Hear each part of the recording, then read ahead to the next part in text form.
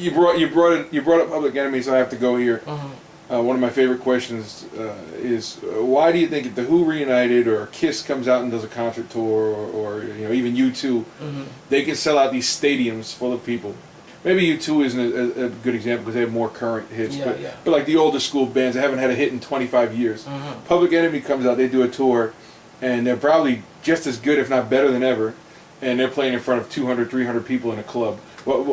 What's the dynamic in the American music scene where hip hop doesn't have that revisionist history? They don't support the past. You know, and it's all in the promotions and the marketing. However, that tour was put together. You know, I've been on the road and we did a festival and Public Enemy was on the festival, and trust me, everybody that performed before or after, they were at stage to see Flav and Chuck. With a live band. With a live band, and Professor Griff throw down. You know what I'm saying? So people wanted to see them. I just don't know like why they couldn't sell out a stadium by themselves or sell out a big auditorium by themselves when, you know, other bands that you mentioned. I don't know. I think it's just within the promotions. You know? To me, and I don't want to take it, but I'm going to take it there. The U.S. media, it's the same as it ever was as far as black history. They don't encourage it. Right. You understand what I'm saying?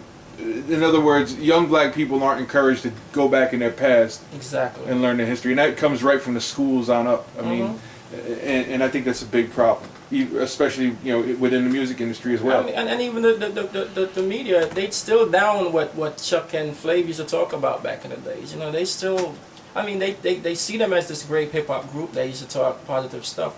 But in the same breath, they'll say, you know, they excited riots and they did this. There's still negative media around them. Right. So I think that's a big part of poor ticket sales. And you know, they always try to make it a racial thing with Public Enemy. Exactly. And of course, there was a racial tone to it because this country has a racial tone to it. Of course. I mean, when Flav was saying "fight the power," I don't think he was being racist. He was trying to tell you how it is. Right. You know what I'm saying? And it's like, now Public Enemy is more social than ever. I mean, across the board social. I mean, it's not a black or white thing. It's it's about the impoverished against the haves against the have-nots. And you know, I think that's another reason why you don't. I mean, they put out some great albums the last few years. Yeah. And they just don't get that push. And I think the media just doesn't want to give them that push. I don't think they don't even have a deal right now. They're totally independent right now, and I don't think they want it any other way, to be honest. But I don't know. They made a lot of noise on those older projects, you know. But as time went on and the media started beating them down, you know, like it's hate music, it's this type of music, you know. Like, what do you think? Like, say if Shabba Ranks came out of the woodworks and him and Supercat put on a tour right now, it would be sold out. You think it would be sold out? Shabba still is a household name, and at this point, when people ask Shabba to do a show, he's asking for top dollar. Shabba's getting every bit of $20,000 to do a show. Really? A show. Wow. A show. Every bit of $20,000, and he'll tell you leave him alone. Okay, forget it. Don't even bargain with me. Forget it. So he's upholding his end and maintaining his prestige. You know, and Supercat is not a commoner. He's not the dude that you would see in every club. No.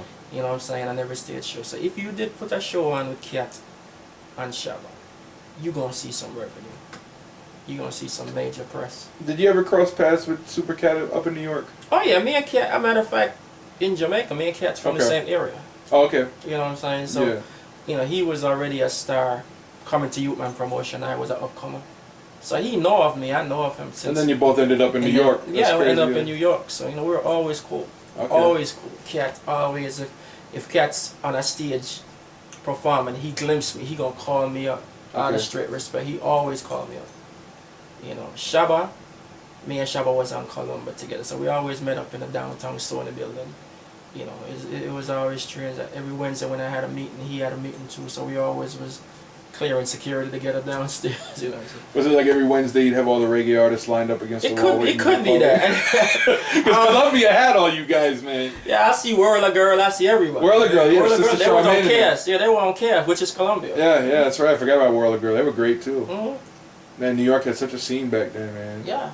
I remember going to, I don't know if you ever heard of a place on Long Island called the Westbury Music Fair. Oh. They did a couple shows there, man. They were just I remember. killer. Yeah. Killer, man. Wow. I spoke to Sabrina from Worl-A-Girl on Facebook, and she was like, she was thinking about making a comeback.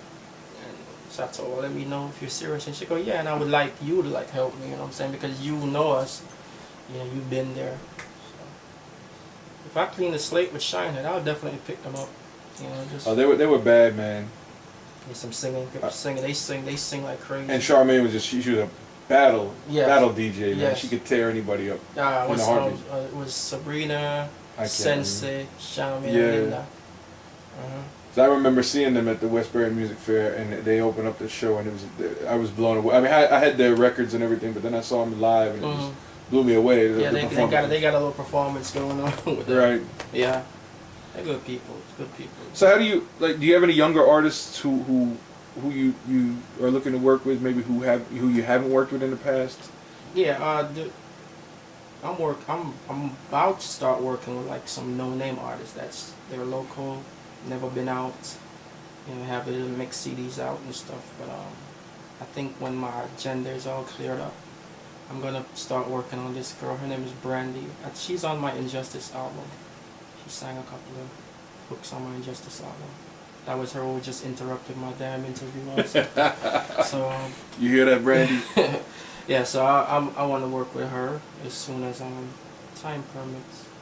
And you know, not because I have signing power. I don't go out there and try to sign everybody, because it's only me alone and team, no choice. You know, yeah, I don't have like a partner to handle business when I'm not here.